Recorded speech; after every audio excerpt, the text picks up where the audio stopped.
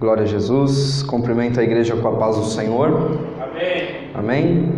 Hoje estamos na Igreja Cristã Rede Acolher do Ministério da Brasilândia e a nossa missão hoje é entrar num assunto muito legal, um assunto ao mesmo tempo difícil, né? Quando a gente, no primeiro momento, a gente toma até um susto quando a gente fala o tema, mas a gente vai ser muito edificado nesta noite, amém? O tema dessa mensagem é DNA espiritual. DNA espiritual. Amém? Glória a Deus. Essa é uma ministração do segundo capítulo do Discipulado nível 4 de Batalha Espiritual. E nós estamos entrando em questões mais profundas. Já falamos sobre o conhecimento espiritual, já falamos sobre o ministério dos anjos, né? E hoje nós vamos aqui estar colocando a questão do DNA espiritual.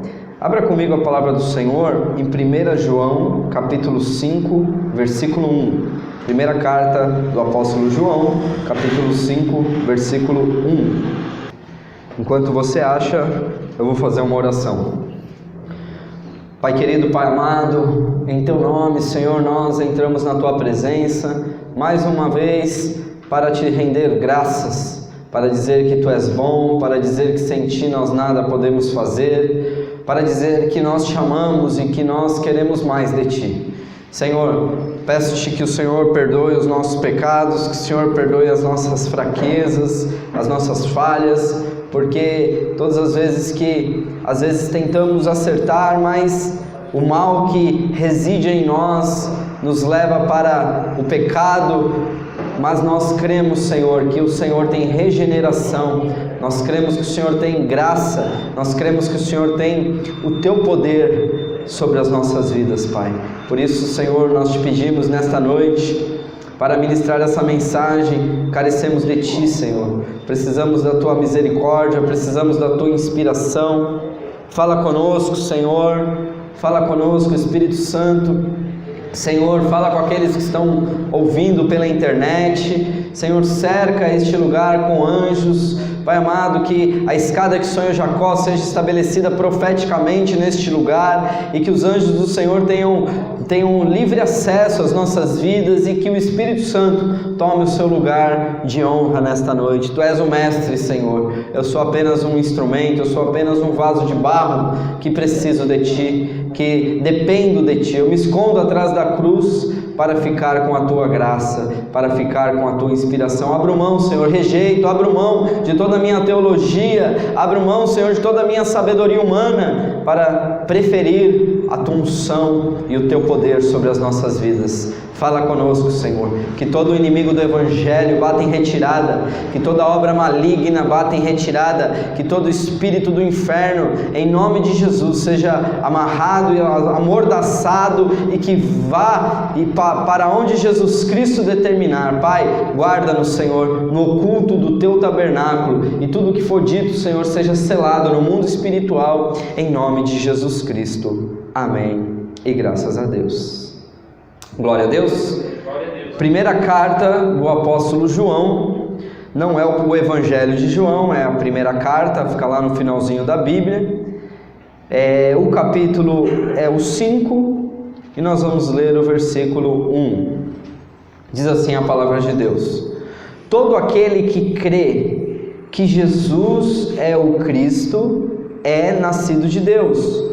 E todo aquele que ama o Pai, ama também ao que dele foi gerado. Vou ler mais uma vez. Aquele que crê que Jesus é o Cristo, é nascido de Deus. E todo aquele que ama o Pai, ama também ao que dele foi gerado. Amém? Glória a Jesus. Então aqui a palavra do Senhor nos fala sobre uma geração, ser gerado por Deus. É claro que aqui o texto ele está falando sobre os irmãos, está falando sobre aquele que crê em Jesus. Mas também quando nós lemos esse texto, nós temos que nos remeter também a condição de Jesus Cristo, nosso Senhor, porque Jesus ele não foi gerado, amém? Ele não foi gerado, ele existe desde sempre, né? Ele sempre existiu, desde a eternidade. Ele não é um ser gerado, ele é Deus. Então lá na eternidade ele era a palavra, né? No princípio era o verbo e o verbo estava com Deus. Mas esse verbo, ele se fez carne e habitou entre nós. Jesus, ele se tornou homem. E como que ele entrou no mundo, né? Ele entrou no mundo pelas vias normais. A palavra do Senhor diz que ele não é ladrão que pula o muro, né? Não é ladrão e salteador que entra por outra parte, mas ele entra pela porta. A porta do mundo é o quê? É o nascimento, né, da mulher, do útero, é a geração no útero. Então, Jesus ele foi gerado também no útero de Maria, no ventre de Maria. Jesus ele nasceu de carne e osso, ele fez cocô na fralda, né? Ele foi uma criança, né? E ele cresceu e ele se desenvolveu e ele obedecia os seus pais, diz a palavra do Senhor, que ele crescia em obediência com os seus pais, ele era obediente aos seus pais e aos 30 anos ele se tornou público o ministério terreno, seu ministério como o Messias, como o Filho de Deus, como o Cristo, o Salvador. Ele se manifestou, ele viveu 30 anos sem dizer que ele era Deus. Ele viveu 30 anos padecendo as mesmas aflições que eu e você. Jesus também teve fome, Jesus teve frio, Jesus teve sede, Jesus chorou, Jesus se alegrou, Jesus teve saudade, Jesus teve raiva em algum momento, né? Não é blasfêmia dizer isso, porque lá no dia da purificação do templo ele pegou um chicote de corda, ele fez um chicote de corda e começou a derrubar as bancas dos cambistas, né? E ele ficou irado, ele começou ali, né? Falar, olha, raça de víboras, né? Tá fazendo da casa do meu pai um covil de ladrões. E ali ele ficou irritadíssimo, Jesus. Então, os sentimentos que hoje nós sentimos, não adianta você dizer para Deus que Ele não sabe, porque Ele já viveu aquilo que você vive. Talvez as pessoas no seu redor não conheçam a sua dor, talvez as pessoas não imaginam o que você está sentindo, mas se você falar com Jesus, Ele vai saber, porque em tudo Ele foi tentado, mas sem pecado. Quando eu falo que Jesus se irou, eu não estou dizendo que ele pecou, porque a Bíblia diz, irai-vos, mas não pequeis. Então, a ira é fruto de um sentimento humano e não um fruto de pecado, né? O pecado é deixar pôr o sol sobre a vossa ira, ou seja, se você continuar irado até amanhã, então você está aí com um problema. Então, você pode ficar, às vezes você fica bravo mesmo, você fica irritado, mas aí você se contém, e aí você resolve a situação e não deixa para o dia seguinte, amém? Esse é o conselho bíblico em relação aos sentimentos de raiva, amém? Nós podemos nos controlar, isso é possível, amém? Tem gente que fala, eu fico fora de mim, eu fico cego. Não, você não fica cego não, irmão. Se você quiser, você pode sim se controlar, porque se você for um homem espiritual, você não vai satisfazer as concupiscências da sua carne. Mas Jesus, ele foi gerado, só que ele foi gerado de uma maneira diferente.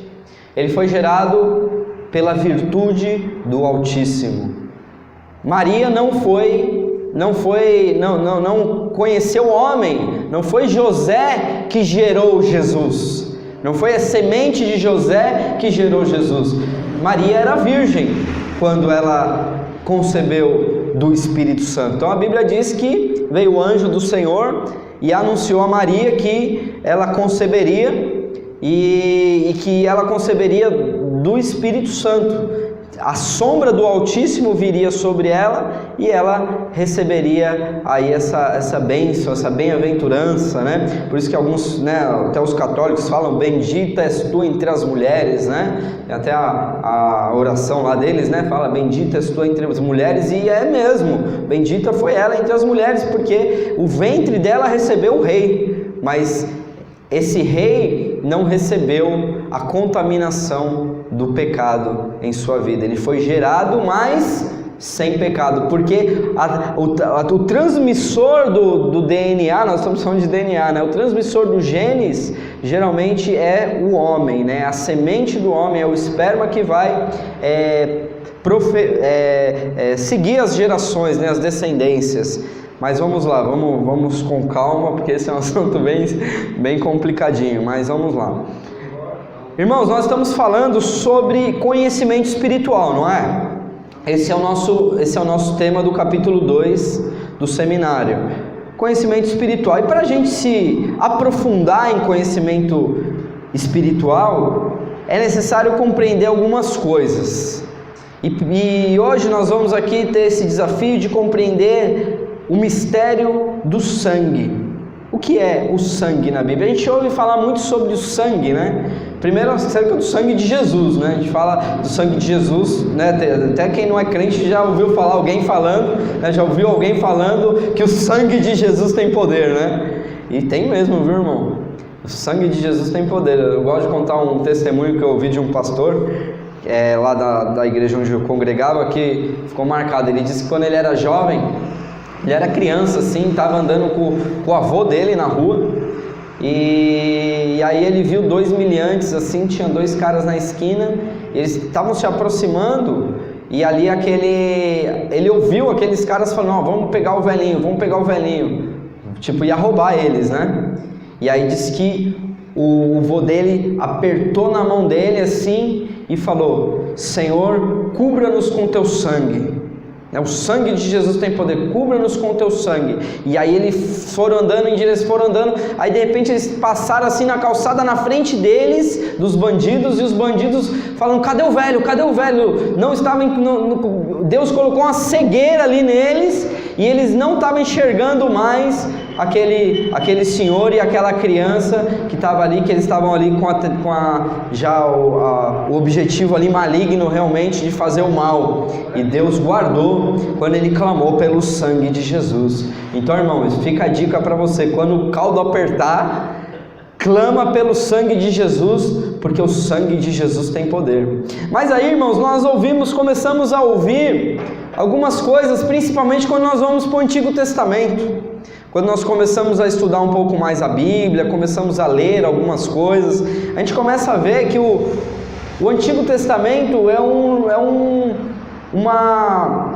uma série de rituais, né, que Deus ordenou ao povo de Israel que fizessem sacrifícios de animais.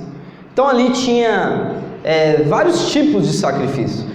Tinha sacrifício de pomba, tinha sacrifício de boi, tinha sacrifício de cordeiro, né? Tinha sacrifício de bode, tinha uma série de animais que eram sacrificados em uma espécie de ritual ordenado por Deus, para que o povo adorasse a Deus ali com aquelas oferendas de sangue, derramando sangue. Então, quando você entrava no tabernáculo, para quem não conhece, o tabernáculo era uma tenda, era uma barraca enorme, que o povo, quando estava no deserto, no comando de Moisés, eles levavam essa tenda pelo deserto.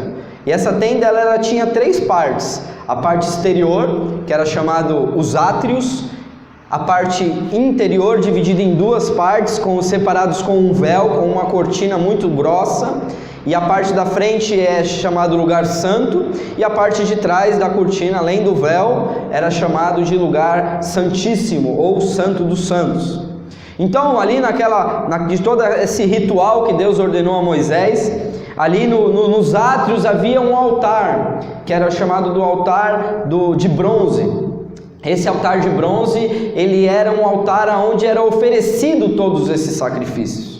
Então, os sacerdotes, eles ofereciam ali, naquele altar, uma oferta a Deus, né, pelo pecado, as pessoas do povo iam levar esses animais para serem sacrificados. E uma vez por ano, esses sacerdotes, eles levavam o sangue do cordeiro até o lugar santíssimo, e eles aspergiam diante da arca da aliança ali, onde estava simbolizando a presença de Deus, porque ali ele estava oferecendo o sangue pela expiação dos seus próprios pecados e também do pecado do povo. E ali, se algum sacerdote, diz aos historiadores, né, Flávio Joséfo diz isso na história aos Hebreus, que os sacerdotes, eles entravam, eles tinham sininhos, né, nas suas vestes, e eles entravam com uma corda amarrada no pé, e eles entravam no lugar santíssimo oferecendo incenso. E se porventura, e ali quando eles iam oferecendo incenso ali, ia chacoalhando, ia fazendo barulho dos sininhos, e se porventura aquele homem estivesse em pecado, não tivesse com o seu pecado expiado, a glória de Deus e consumiria ele, ele ia cair morto lá dentro do Santo dos Santos, e ninguém podia entrar, era só o sumo sacerdote uma vez por ano. E aí, se porventura o camarada morresse lá, caísse dourinho lá pela glória de Deus, aí os auxiliares iam puxar pela corda para poder tirar o camarada lá de dentro. E aí a gente lê isso tudo hoje no nosso contexto, a gente ouve falar sobre isso, a gente fica um pouco, né, perturbado, né? Fala assim, puxa, mas por que tudo isso, né? Por que Deus pedia sacrifício de animais, né? Por que Deus pedia sangue? Que Deus sanguinolento, né? Como assim? Como que funciona essa questão? E aí nós vamos hoje aqui tentar entender um pouquinho da questão do mistério do sangue numa perspectiva bíblica, amém, irmãos? Primeiro que numa perspectiva científica hoje, o sangue é um mistério para os cientistas, né? Um hematologista é um médico muito conceituado, porque não é qualquer um que sabe lidar com as questões do sangue. E o sangue é a vida, né, irmãos, dentro do nosso corpo. Se o coração parar de bater, por que a gente morre? A gente não morre porque o coração parou de bater. A gente morre porque o sangue parou de ser bombeado. O coração é só uma bomba que fica jogando sangue por todo o seu corpo. E esse sangue fica rodando em todas as partes do seu corpo. Se você pegar uma cordinha e amarrar o teu dedo, né, e apertar bem firme, o que vai acontecer com o teu dedo? Vai começar a ficar roxo. Não é assim? Vai ficar roxo. Se você não tirar e não deixar o sangue circular novamente, você corre o risco até de perder aí o dedo, né? Aquelas pessoas que andam na neve, tem muito isso, né? De congela o dedo ali, o sangue para de circular ali e a pessoa tem até que amputar, né? O dedo, o pé, e isso é muito complicado por conta do sangue. O sangue não chegou lá, o sangue não chegou na pontinha do dedo, e o dedo morreu por falta de sangue. Então o sangue é que leva os nutrientes, o sangue é que leva as vitaminas, o sangue é a vida do corpo. O sangue leva o oxigênio também, né, para as células, lembrou bem aqui o presbítero. O pulmão, ele respira, né, ele transforma ali, ele exala o gás carbônico, né, e inala o oxigênio, e esse oxigênio que é produzido ali nos nossos pulmões, ele é jogado na corrente sanguínea, que também leva o oxigênio para o cérebro, leva para todo o seu corpo. Então, o sangue é algo muito misterioso, amém? E vamos entender aqui numa perspectiva bíblica. Primeiro, a questão da importância do sangue em relação ao que a Bíblia diz. Nós temos aqui alguns textos, principalmente no Antigo Testamento. Primeiro fica em Levítico, capítulo 7, versículo 27. Levítico, capítulo 7, versículo 27. Ele fala aqui da questão da importância do sangue. De se dar ao sangue o seu devido valor, em um contexto sociológico, amém? Um contexto de sociedade, de comunidade. Aqui ele diz assim, Levítico 7, versículo 27, diz assim: toda pessoa que comer algum sangue, aquela pessoa será extirpada do seu povo. Vou ler mais uma vez. Toda a pessoa que comer algum sangue, aquela pessoa será extirpada do seu povo. Então olha que palavra pesada que Deus pronuncia através de Moisés, né, no livro das leis de Levítico, nas leis cerimoniais, falando da importância do sangue. Falando assim, olha, vocês não podem comer o sangue. Vocês podem comer um animal, vocês podem comer a carne, vocês podem comer a gordura, vocês podem comer, né, os nervos, os músculos, mas o sangue não deve ser comido, por respeito àquela vida que morreu, para que você se alimentasse. Então às vezes a gente vê alguns programas assim de sobrevivência, a gente vê os Bear Grylls da vida lá, tudo doidão, né, comendo, pega a cobra ali e tá no deserto, toma o sangue da cobra. Eu fico observando esses programas, eu fico falando assim, puxa vida, né? E Deus diz que o sangue não pode ser comido, né? Então, irmãos, aí a gente volta naquela questão de estar na graça e estar na lei, né? Se você começa a entender alguns princípios, por exemplo esse do sangue, que já começa aqui falando da sua importância, do seu valor, que lá no Antigo Testamento Deus já tinha anunciado que não era para comer sangue. Aí você fala assim, mas pastor, eu gosto tanto de um sarapatel, eu gosto tanto de uma picanha assim, sangrando, né? Aquele sangue escorrendo assim, uma delícia, né? A carne fica tão macia, né? Se você deixa mais bem passada, já fica meio durinha, né? Agora ali, aquela carne, aquela picanha. Então, aí nós começamos a entender. Você vai falar assim, puxa, pastor, mas é pecado comer sangue? Não, irmão, aqui o que a gente está dizendo é que existe uma importância na questão do sangue. E se eu compreendo esse princípio, esse valor que Deus já estabeleceu desde lá do Antigo Testamento, então eu vou evitar determinadas práticas, né? Então se vir a picanha lá quando eu for na churrascaria, eu vou falar assim, vem uma bem passadinha, por favor, tal, né? Põe lá um salzinho grosso, tal, mas bem passadinha, sem pingar sangue, né? Porque também é ruim, às vezes você vê no prato assim, aquela poça de sangue, né? No prato, né? Da picanha, ou pior, né? Os mais nordestinos que gostam de um sarapatel, que gostam de uns trem doido desse, aí acaba ficando mais complicado ainda, porque o sarapatel é feito com sangue, né? Com sangue e com miúdos, né? Ali do animal. Irmãos, em Levítico, no capítulo 17, no versículo 11, na parte A, ele fala do que? Do conceito, o porquê disso, o porquê que não se deve comer sangue. Ele coloca aqui um princípio, um conceito. Levítico 17, versículo 11, parte A. A parte A, quando eu falo, é porque o versículo ele é dividido aí por pontos ou ponto e vírgula. Então você vai ler até primeiro ponto, né? Então, Levítico 17, 11 diz assim: porque a vida da carne está no sangue. A vida da carne está no sangue. Então não é a vida do homem em si, mas é a vida da sua natureza humana, da sua carne, a vida carnal. A nossa vida da existência está na onde? No sangue. Quando o sangue se vai, então a pessoa também se vai. Amém? Glória a Deus. Então, irmãos, a vida de toda a carne está no sangue. E aí tem uma tradução que fala que a alma de toda, a vida de toda a alma, né? É isso? Como que tá, Elton? Porque a alma da carne está no sangue. Então a vida, né? A alma significa a vida. Então a vida da carne está no sangue. Então por que eu não devo comer sangue? Porque eu preciso minimamente ter o respeito pelaquele animal que morreu, para que eu pudesse me alimentar, amém? Então isso é um princípio de Deus, que Deus estabeleceu. Deus está nos ensinando que a vida da carne está no sangue, amém? E aí tem uma finalidade.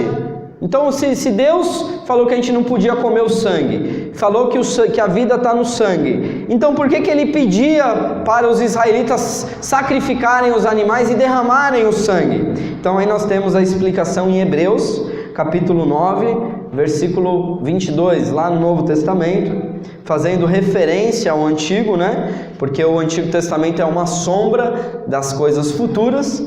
Então em Hebreus, capítulo 9, versículo 22, a palavra do Senhor diz assim: e quase todas as coisas, segundo a lei, se purificam com sangue. E sem derramamento de sangue não há remissão.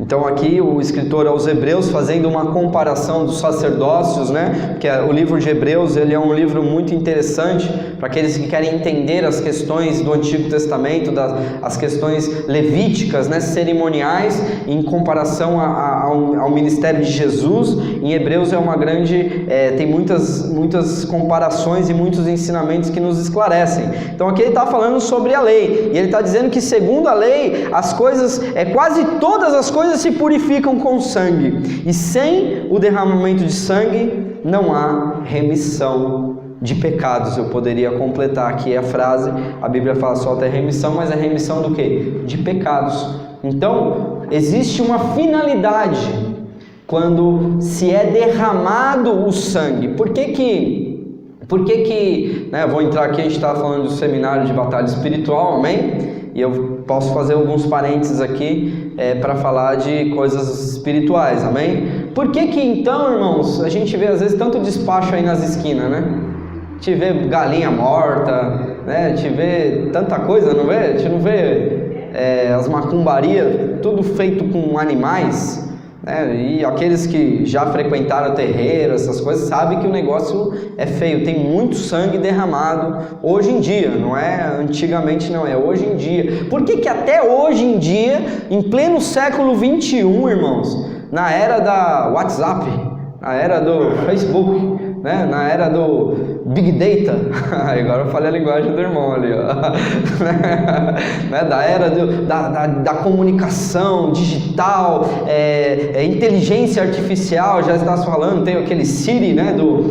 da Apple, eles já estão fazendo testes já nos Estados Unidos de ter microfones dentro da casa da pessoa, para que a pessoa, o Siri, né? Ele comece a entender o perfil daquela pessoa, e a pessoa chegar e já ligar no canal certo, a TV, e já fazer um monte de coisa assim, tipo uma inteligência artificial baseado na repetição hoje em dia já é assim, né? Se você vai lá, procura lá no Google, coloca lá, sei lá, camiseta de time. Irmão, você nunca mais vai ficar sem ver um anúncio de camiseta de time, porque eles vão te rastrear, e se qualquer página que você entrar vai ter lá um anúncio, né? Porque você entrou ali naquele site e já tem os robôs que já identificam isso, então já tem uma inteligência artificial nesse sentido. E nesse cenário global, mundial, que a gente está aqui, manda uma mensagem, instantaneamente já vai lá para o outro lado do mundo, né? Manda um vídeo, manda um áudio, manda uma foto, já está lá do outro lado do mundo, ainda tem gente matando galinha nas esquinas. Por que isso acontece ainda hoje no século 21, irmãos? Porque isso é um princípio espiritual. Princípio espiritual. Por que os demônios, irmãos, têm tanta sede de sangue, né? Por quê? Por que isso? Por que o demônio ele vai pedir favor, vai fazer favores para o homem, né, em troca de sangue, em troca de derramamento de sangue? E se for sangue humano ainda é melhor, você sabia, né, irmãos? Que ainda hoje existe sacrifício humanos, né? Dentro do contexto do satanismo, né, os rituais satânicos eles são feitos muitas vezes com sacrifícios humanos, né? Pelo contrário, eles não fazem sacrifícios de animais, eles fazem realmente sacrifícios humanos. Por que isso? Qual que é o segredo? Qual que é o mistério do sangue nesse contexto espiritual? Daqui a pouquinho eu vou chegar lá, tá bom? Irmãos, um dos componentes principais que tem no sangue é a célula, não é isso? Primeiro, um dos componentes principais que tem no sangue é a célula. Nosso corpo todo é formado de células, mas no sangue também tem ali as células que compõem o sangue. E dentro dessa célula existe um núcleo, não é? Não sei se você se lembra das suas aulas de biologia, que a gente estudava essas coisas, química, sei lá, e aí a gente estudava que é tipo um ovo frito, né? Que tem ali os prótons, os elétrons e tem o núcleo, né? O núcleo. E dentro desse núcleo da célula tem um elemento chamado DNA. Amém?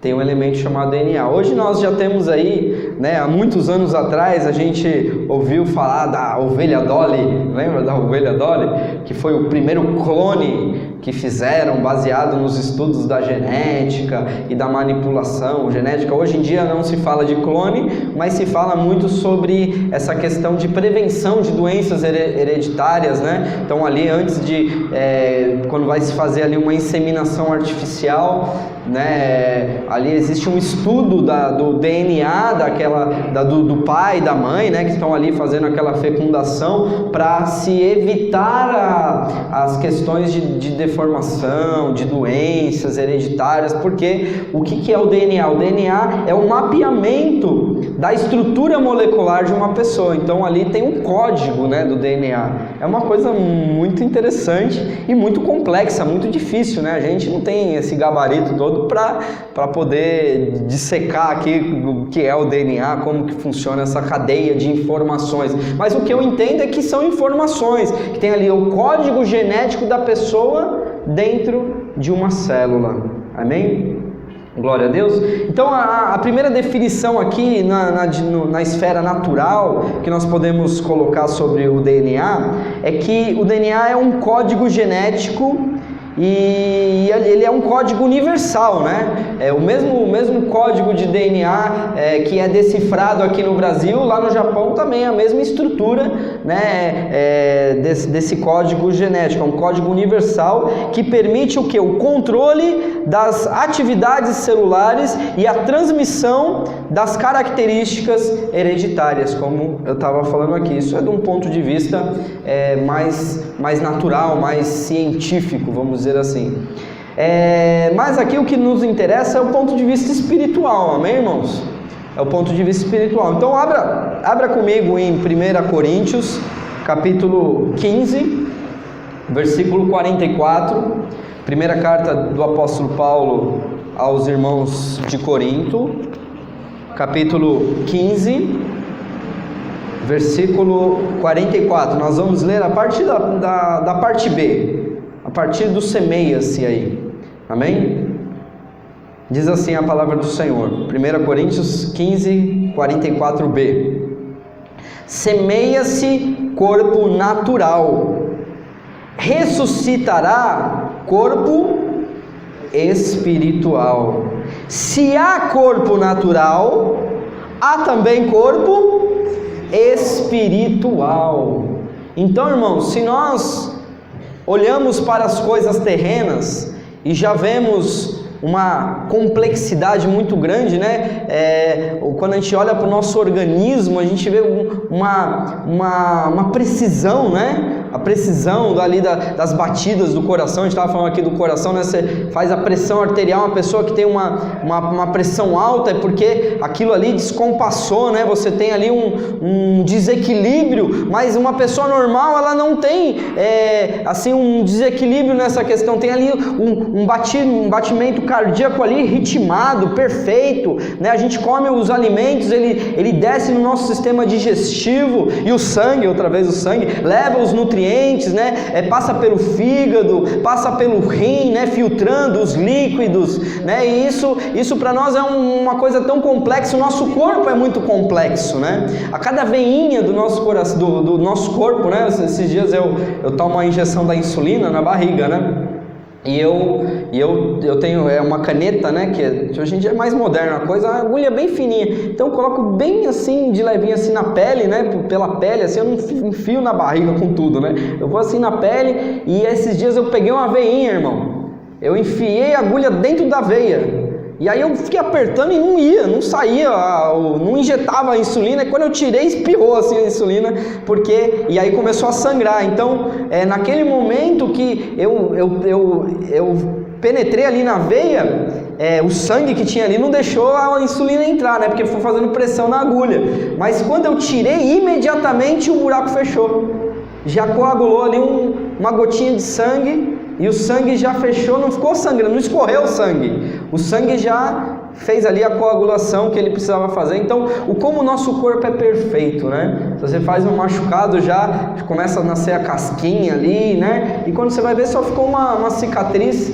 que você nem se sente nada, não fica nada, como o nosso corpo é perfeito. E se nós temos um corpo natural perfeito, dessa maneira, né, que Deus criou, é claro que nós acabamos, né, tem as doenças, enfim, nós acabamos destruindo, por isso que a Bíblia diz que nós temos que cuidar do nosso corpo, que é templo do Espírito Santo. Mas se nós temos um corpo físico, se temos um DNA físico, já nessa magnitude de complexidade, quem dirá se nós não temos um corpo espiritual, que é o que nós acabamos de ler aqui. Então, se existe um corpo espiritual, logo também nós podemos entender figuradamente como um DNA espiritual que nós possuímos também. Amém? Glória a Deus. A Bíblia não diz que nós temos um DNA espiritual, mas de uma maneira figurativa, fazendo uma comparação entre o nosso corpo natural e o nosso, se nós temos também um corpo espiritual, então também temos um DNA espiritual. Amém? Irmãos, e qual seria essa finalidade? Qual seria a finalidade desse DNA espiritual? O DNA é algo criado e projetado por Deus. E todo o plano de redenção está escrito no nosso DNA. Todo o plano de redenção. Então agora a gente vai entrar numa questão um pouco mais interessante aqui, no sentido de compreender a questão do pecado original, amém? Abra comigo em Romanos capítulo 5, versículo 12, porque isso é uma dúvida, né? Romanos 5, 12. Isso é uma dúvida que às vezes os irmãos têm, porque fala assim, o que eu tenho a ver com Adão, né? Se Adão pecou lá no Jardim do Éden, o que eu tenho a ver com ele? Por que eu tenho que pagar o preço aqui? Por que eu tenho que pagar o preço do pecado porque o camarada pecou lá atrás? Eu nem sonhava em nascer, e que eu tenho a ver com ele? Né? Por que eu tenho que sofrer a questão do pecado original? Porque a gente vai falar aqui sobre isso nesse texto. Romanos capítulo 5, versículo 12, a palavra do Senhor diz assim: portanto, como por um homem entrou o pecado no mundo, e pelo pecado a morte, assim também a morte passou a todos os homens, por isso que todos pecaram. Amém? Ou misericórdia? Misericórdia, né?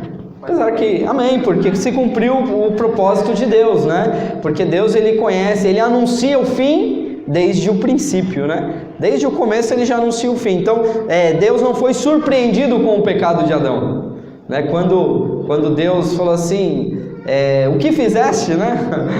Comeste da árvore que eu mandei que não comeste? Ali Deus não estava precisando de uma informação, porque Deus conhece todas as coisas, mas ali Deus estava ali querendo mostrar para Adão, para que ele mesmo reconhecesse o seu erro. Amém?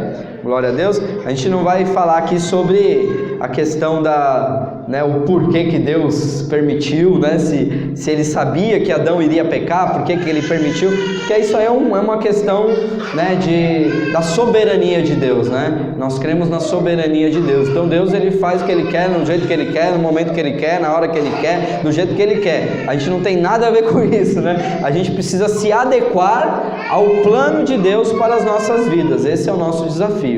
Amém? Mas aqui a Bíblia diz que todos pecaram e destituídos estão da glória de Deus. Todos pecaram. Todos pecaram. Não há um sequer. Não há um que não tenha pecado. A Bíblia diz que se eu disser que eu não tenho pecado, eu estou fazendo de Deus um mentiroso. Olha o que o pecado faz com as nossas vidas. Se eu peco em falar que eu não tenho pecado. Por isso que às vezes, irmãos, a gente toma muito cuidado com a questão do farisaísmo, do legalismo. O que isso significa, irmão? Tem muita igreja que fica lançando o pecado no rosto do povo.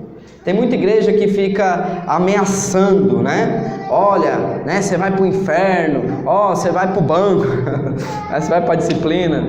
Eu nunca pus ninguém no banco aqui, né, ainda, né? Vamos ver se um dia a gente precisar pôr, né? Talvez um dia precise. Mas, aí as pessoas ficam insistindo nessa questão do pecado como se eles mesmos não tivessem pecado. né? E a Bíblia diz muito claramente lá naquela passagem da mulher adúltera, né? Aquela passagem tão conhecida, que Jesus ele fala para aquela mulher, fala para aqueles homens: aquele que não tiver pecado, que atire a primeira pedra. Então, ser um pecador está na nossa natureza, irmãos. Está no nosso DNA.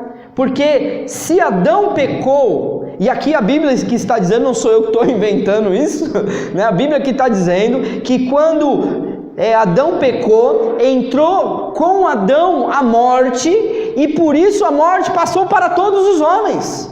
Então todos pecaram. Então o pecado ele já está enraizado na natureza humana.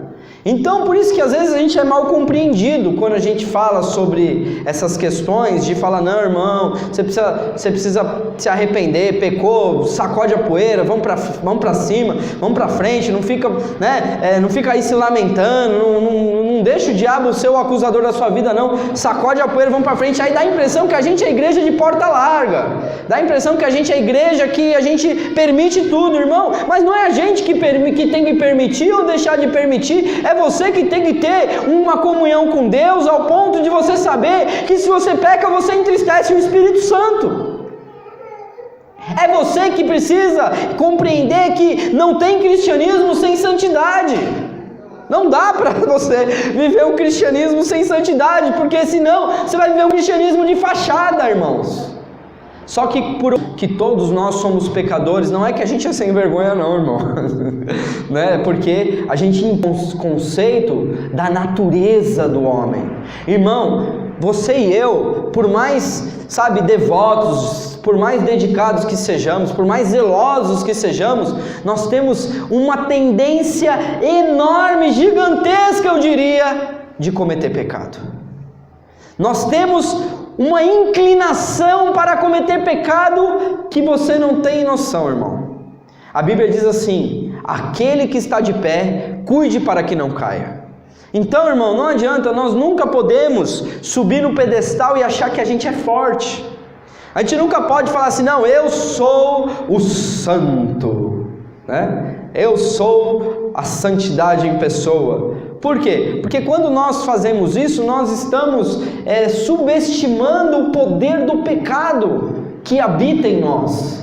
O apóstolo Paulo, ele disse assim, olha, o apóstolo Paulo foi uma referência, né, irmãos? O apóstolo Paulo, ele escreveu metade do Novo Testamento. O apóstolo Paulo, ele subiu até o terceiro céu. Ele teve experiências inefáveis que a palavra humana não dá para expressar aquilo que ele viu lá na glória. Ele subiu até o terceiro céu. E ali, ele fala, miserável homem que sou, quem me livrará desse corpo?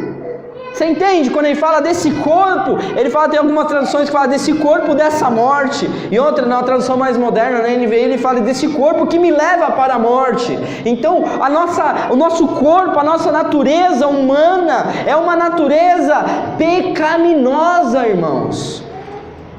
Por isso que a Bíblia fala que nós temos que nós precisamos andar em espírito e não satisfazer as concupiscências da nossa carne. É uma luta constante, irmão.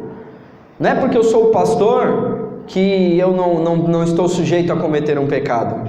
Eu estou sujeito, irmão. Eu posso sair na rua ali, tomar uma fechada e... abençoado, aleluia, abençoado, gardareno miserável, né? Eu posso cometer um pecado, sim, irmãos. Só que aquilo que eu costumo dizer, o pecado para o crente tem que ser um acidente, irmão. Não pode ser um hábito. Nós precisamos eliminar os hábitos pecaminosos. E como que você elimina hábitos pecaminosos? Substituindo por hábitos santos. Então, se você não consegue ficar na frente do computador, irmão, porque você vai acessar algum filme pornográfico, você precisa pôr o computador na sala. E você só vai sentar no computador quando tiver todo mundo na sala assistindo TV. Você tem que fugir da aparência do mal. Se você não consegue, não passa na frente do bar, então não passa, irmão. Eu não consigo passar na frente do bar, então não passa. Dá a volta no quarteirão, né? Eu não consigo passar na frente das garotas de programa, então não vai lá pro centro da cidade. Pega o metrô, não vai de ônibus. Pega o metrô, vai pro arte da terra, que aí você não vê nada. Amém? Então a nossa natureza pecaminosa é uma natureza corrompida, irmãos. O pecado original é a genética corrompida de Adão pelo pecado. Adão, ele tinha a genética, o DNA espiritual de Adão era perfeito. Ele via Deus, ele conversava com Deus, ele tinha acesso. Hoje, a Bíblia diz que ninguém nunca viu Deus, porque a glória de Deus, né, o pecado que está em nós não subsiste, não dá. É como água e fogo, não dá, você não consegue botar fogo na água. Só você pôr óleo lá, alguma questão, ainda vai ser superficial, porque se for dentro da água você não consegue. Amém? Você não consegue pôr fogo dentro da água, você consegue pôr fogo na superfície com uma camada de óleo ali, alguma coisa nesse sentido. Mas o pecado de Adão, ele foi corrompido e foi transmitido esse DNA espiritual, essa natureza pecaminosa foi transmitido para todos os homens. Por isso todos pecaram. Amém? Então, o que eu tenho a ver com Adão? Não tenho nada a ver com ele, mas ele é o pai de todos os seres humanos. E por causa do pecado, hoje nós temos essa natureza pecaminosa. Amém? Glória a Deus. Irmãos, não é a ciência biológica que vai determinar mudanças genéticas, mas o pleno conhecimento de Cristo que poderá alterar os decretos hereditários de morte contidos no nosso DNA espiritual. Então, aí nós entramos numa questão mais profunda em relação até aquelas questões que nós falamos aqui sobre maldição, né? Quando a gente fala de maldição hereditária. Aqui nós falamos de maldição espiritual, né? Maldição de genética espiritual. Então, se o meu pai ele foi alcoólatra, então existe já uma questão genética no próprio DNA físico, né? Humano, que já vai trazer alguma tendência em relação ao consumo dessa substância. E se minha mãe foi macumbeira, então existe um legado espiritual que vai ser passado de geração em geração. Então o DNA espiritual não está no seu corpo, amém, irmãos? Ele está no seu corpo espiritual. Por que nós precisamos consagrar os nossos filhos ao Senhor? Porque quando nós estamos consagrando, nós estamos quebrando toda a maldição, todo o DNA maligno de pecado sobre a vida da nossa criança, e nós estamos apresentando ele ao Senhor. Nós estamos aqui pela fé, por isso que a gente não batiza a criança, a gente apresenta os nossos filhos. E isso para nós tem um valor espiritual muito grande, porque quando nós conhecemos esse plano redentor de Jesus, então nós anulamos os decretos de morte no nosso DNA espiritual, amém? Glória a Deus. Antes de falar aqui do DNA regenerado, eu queria voltar lá na questão dos demônios, né? Por que então hoje ainda é feito sacrifícios, né, de sangue para ofertas a entidades? Porque quando nós falamos do mundo espiritual, irmãos, nós falamos muito da questão da energia. Amém? Isso aqui não é doutrina de nova era não, tá, irmão? Às vezes eu falo alguma coisa de energia, a pastora Renata fica de cabelo em pé, ela não gosta, ela fala, tá amarrado. Só falar que a energia, né, ela já fala, tá amarrado toda a energia, porque, né, mas na verdade é um princípio espiritual, amém, irmãos? Nós não entendemos todas as coisas e hoje nós conhecemos em parte profetizamos, como diz a palavra, mas um dia o conheceremos plenamente, como dele somos conhecidos. Mas, irmãos, a experiência que a gente tem de muita leitura, de experiências de outros irmãos, é que o mundo espiritual, a questão da energia é algo muito sério, né? Um princípio, né, da questão energética. Então, aqui no nossa dimensão física, tudo é energia, né, irmãos? Se você pegar... por que a gente se alimenta, né? Por que você come? Eu cheguei ali e comi o risole ali da Paula ali, que estava ali, eu morrendo de fome, eu fui lá, meti 2 risole para dentro, a fome passou. Por quê? Porque no nosso organismo, aquela massa, né, ali no caso do risole, que é feito com farinha, com uma série de ingredientes, aquilo no meu organismo, ele é transformado em quê? Em energia, irmãos, em glicose, não é? Por isso que a questão da diabetes é porque não tem uma disfunção nesse sistema de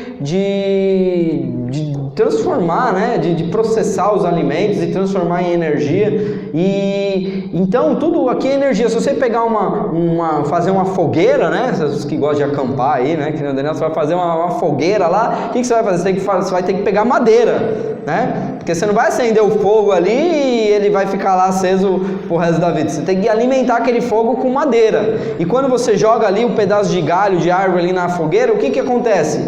Ele transforma uma massa, né? Uma madeira, né? Que está ali no estado sólido, e ele transforma essa massa em quê? Em dois tipos de energia. Em energia térmica, né? Porque traz o calor, e energia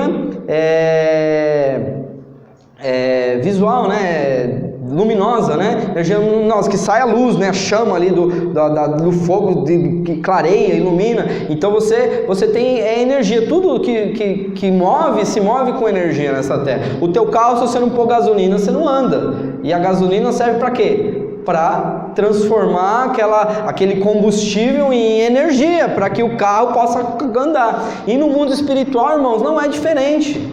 Então, quando nós... isso tem até alguns estudos de até questões científicas, que fala que quando a pessoa morre, ela fica não sei quantas gramas mais leve. Não sei se você já ouviu falar disso. Tem até um estudo acho que tem um livro que fala isso, um filme, que não sei se é 100 gramas o nome do filme, 10 gramas, alguma coisa assim, que eles têm essa teoria de que quando a pessoa, no exato momento que a pessoa morre, ele fica mais leve, porque sai ali dele, né, o ser imaterial, né? Então, essa questão dentro do contexto do satanismo, irmão, é muito real. Por que morre? Por que se mata? Porque a vida está no sangue. Então, quando se derrama sangue, o sangue libera uma energia cósmica que os demônios, eles têm acesso, abrem-se portais de acesso para essa nossa dimensão. É como se fosse um lago congelado. Imagina um lago congelado. Você tem lá um lago congelado, ele é duro, né? Você não dá para passar para dentro, né? A gente não tem esse contexto aqui, mas a gente vê muito em filme, né? E ali você tem um lago congelado. Se você bate ali, você não consegue, né? Às vezes o lago tem uma espessura ali de, às vezes, até 1 metro de camada de gelo, né? Você não consegue passar para o outro lado. Mas se você pegar uma arma e der um tiro naquela camada de gelo, o que vai acontecer? A bala vai penetrar, não vai? Ela vai penetrar no gelo e vai entrar dentro da água, ela vai passar para outra dimensão lá da água. Agora imagina se agora quando você dá o tiro, o que vai acontecer? Ele vai fazer o buraco, mas já em poucos minutos, aquele buraquinho mínimo em relação a todo o contexto, ele vai o quê? Se fechar, não vai? Ele vai se fechar. Então, como que funciona a questão das portas espirituais? É como se fosse um tiro com uma linha amarrada. Então, se você amarrar uma linha na bala e atirar, quando se fechar, você ainda tem a ligação. Amém? Então, o derramamento de sangue, ele faz isso no mundo espiritual. Quando o macumbeiro vai lá na esquina e mata a galinha, naquele contexto ritualístico, naquele momento se abre uma porta espiritual, e ali aquele pai de santo, aquele feiticeiro, ele vai ter o acesso. Ali naquele momento foi a bala que atirou, e ali ele tem acesso à entidade que está no mundo espiritual, para que ela possa acessar a nossa dimensão e fazer aquilo que lhe foi conferido ali, um acordo, né? Um acordo de sangue. Amém? É claro que é muito mais complexo que isso, tá, irmãos? Eu não vou aqui dar aula de macumbaria, misericórdia, né? Longe de mim. Eu nunca nem fui espírita, nem sei como funcionam essas coisas na prática. Eu sou mestre, eu sou do ensino, então eu leio muito, irmão. Amém? A gente tem lido muita coisa, e a gente filtra muita coisa a gente descarta, né? A gente retém o que é bom, mas muitas coisas também têm grandes verdades. Amém? Glória a Deus. Então, por que o sangue é tão importante no contexto espiritual? Por conta desse valor da vida que está no sangue. Então, quando o sangue é derramado, ali se abre uma porta, uma manifestação espiritual. Irmãos, o diabo não tem acesso o tempo todo na nossa vida não, irmão. Às vezes a gente fica dando tanto crédito pro diabo, que a gente acha que o diabo está em todo lugar, por toda parte. Pastor, o diabo estava no meu banheiro essa noite, parecia uma barata maligna lá de Beelzebub. O Beelzebub visitou lá uma barata enorme. Não, irmãos, o diabo não tem esse, porque se fosse assim, irmãos, se fosse assim a gente ia viver por aí, né? Não é dessa maneira. Amém? O mundo espiritual, ele é paralelo ao mundo físico. E as coisas de lá, claro que interferem nas coisas de cá, e as coisas daqui também interferem nas coisas de lá, mas tudo tem que ter uma maneira certa, um contexto correto para que isso aconteça. Por isso que a gente não fica fazendo ato profético à torta e à direita, né? Atos proféticos que não levam nada a lugar nenhum. Nós fazemos atos proféticos sim, mas quando o Espírito Santo nos direciona. Josué rodeou as muralhas de Jericó 7 vezes, e na 7ª vez eles rodearam 7 vezes, né? No 7º dia eles rodearam 7 vezes e começaram a gritar e as muralhas caíram. Em qual outro texto do Antigo Testamento você vê alguma coisa semelhante? Josué ele conquistou toda a terra de Canaã. Em algum outro momento a Bíblia narra que ele também rodeou as muralhas de alguma outra cidade, de algum outro país? Não, foi só naquela vez. E o sol parar? Ele fez isso em todo lugar que ele foi guerrear? Não, porque nós precisamos compreender que atos proféticos têm um valor espiritual quando é profetizado diante da presença do Senhor, quando está diante da orientação do nosso Senhor, amém? E para encerrar aqui, nós temos a questão do DNA regenerado, amém, irmãos? Então, abra comigo em João capítulo 1, versículo 12 e 13, João capítulo 1, versículo 12. João capítulo 1, versículo 12, diz assim a palavra do Senhor, 12 e 13. Mas a todos quantos o receberam, deu-lhes o poder, ou o direito, de serem feitos filhos de Deus, aos que creem em seu nome, os quais não nasceram do sangue, nem da vontade da carne, nem da vontade do homem, mas de Deus. Aqui então nós temos o que nós chamamos de ser feitos filhos de Deus, quando nós recebemos a possibilidade de sermos filhos de Deus. Porque a Bíblia diz aqui, um versículo antes diz assim, que Jesus ele veio para os seus, mas os seus não receberam. Quem eram os que não receberam? O povo de Israel. Jesus ele é descendente da tribo de Judá, amém, irmãos? Então ele veio para os seus, mas os seus não os receberam. E todos quanto receberam, deu-lhes o poder de serem feitos filhos de Deus. Então, quando nós aceitamos Jesus como nosso Senhor e Salvador, o nosso DNA espiritual, ele passa a ser o que? Regenerado. Nós passamos da morte para a vida. Nós somos transportados do reino das trevas para o reino do Filho do seu amor. Antes nós éramos criatura, mas agora nós passamos a ser filhos. Isso é o novo nascimento, isso é ter o DNA regenerado, isso é ser um pecador arrependido, um pecador sim, mas um pecador resgatado, um pecador remido. Por quê? Porque Jesus derramou o seu sangue. Não basta crer em Jesus. Muita gente que crê em Jesus vai para o inferno, irmão. Não basta crer em Jesus, é necessário tomar posse e receber o sangue de Jesus. O sangue de Jesus é que me purifica, o sangue de Jesus é que me restaura, o sangue de Jesus é que me redime, o sangue de Jesus é que vai me levar para o céu. Glória a Deus.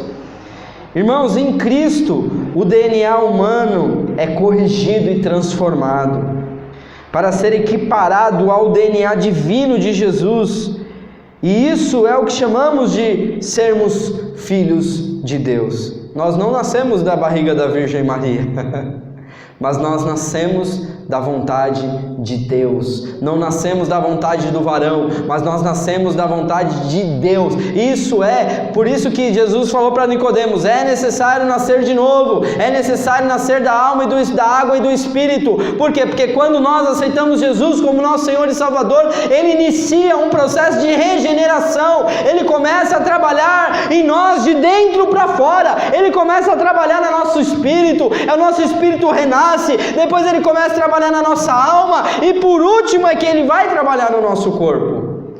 Por isso que foram 10 leprosos que foram curados, mas só um voltou. Não basta curar o corpo, irmão. Nós vemos aí um monte de igreja aí que está profetizando e está curando o corpo, mas a alma continua doente e o espírito continua morto, continua corrompido. O DNA espiritual ainda não recebeu o DNA de Jesus, ainda não recebeu o DNA de Cristo, do novo nascimento, da regeneração, quando nós podemos olhar para Deus e chamá-lo de Pai. Glória a Deus. Você sabia que você pode chamar Deus de Pai? A primeira vez que se falou em chamar Deus de Pai foi quando Jesus ensinou aos seus discípulos o Pai Nosso. Antes, Deus era o juiz, Deus era o Senhor dos exércitos, Deus era o Todo-Poderoso, era o El Shaddai, era o Pantocrator. Mas quando os discípulos falaram: Senhor, ensina-nos a orar, Ele disse: vocês vão orar assim: Pai Nosso que estás no céu. Termos o direito de chamar o Senhor de Pai. Irmãos, se nós somos filhos, somos o quê? Herdeiros. E somos co-herdeiros com Cristo para a glória do Senhor. Irmãos, quando nós aceitamos, nós recebemos essa nova natureza. Por isso que não é só acreditar em Jesus, irmão. Tem muita gente dentro da igreja só acreditando em Jesus. É preciso ter o seu DNA regenerado. É preciso ser uma nova criatura. E eu encerro aqui 2 Coríntios capítulo 5, versículo 17. A palavra do Senhor diz assim: assim que, se alguém está em Cristo, nova criatura é. As coisas velhas já passaram, eis que tudo se fez novo. Louvado, engrandecido seja o nome do Senhor. As coisas velhas passaram, eis que tudo se fez novo. Se alguém está em Cristo, nova criatura é. Nova criatura é. Deus tem novidade de vida para mim e para você. É por isso que eu e você não vivemos no pecado, mas nós somos pecadores arrependidos, lavados e remidos no sangue de Jesus Cristo. Você pode dar uma linda salva de palmas ao Senhor. Louvado, engrandecido seja o nome do Senhor. Obrigado, Jesus, pelo teu sangue que me purifica de todo pecado, em nome de Jesus. Aleluia, glória a Deus.